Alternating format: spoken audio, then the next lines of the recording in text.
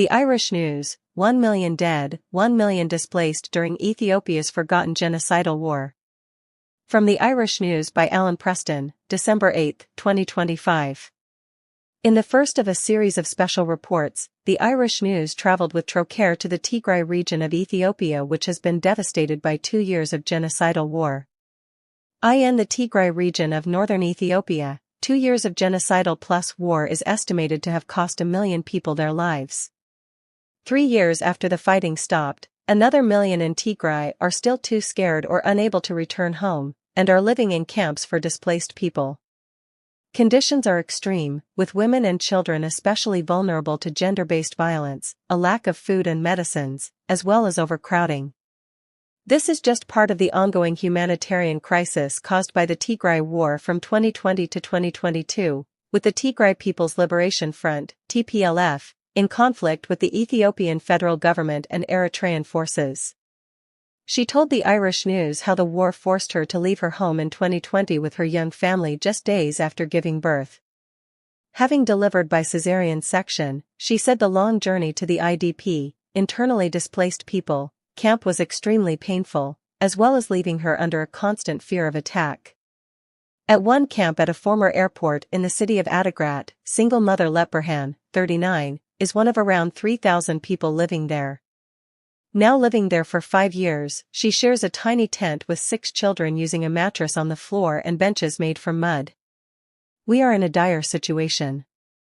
I hope all the time, after these 5 years, I imagine that one day will be a bright day and that our problem will be solved. At this time I cannot return back home because I feel insecure. The area is occupied by militias, so I know what they are doing before. They rape women and also they kill any person from Tigray, so having such conditions I don't want to go there without any guarantee. I prefer to die here.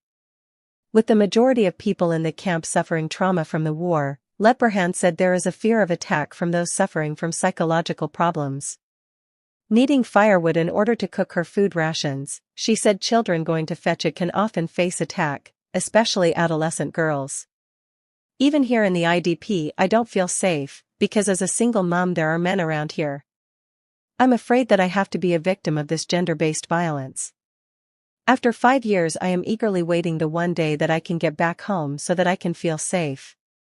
In Tigray's capital city, Mekelle, a destroyed school being used as a camp is supporting nearly 14,000 displaced people, either living on site or in the surrounding area.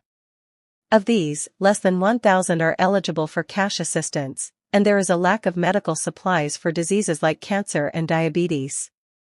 Visiting the camp, the Irish News was shown one classroom now housing around 100 people, with areas of just a couple of meters divided up for individual families. Mather, 35, has 5 children, with her last being born in the camp. Her main wish is to return to her home in western Tigray with her children, but the continuing danger and financial collapse in the region makes this impossible for now.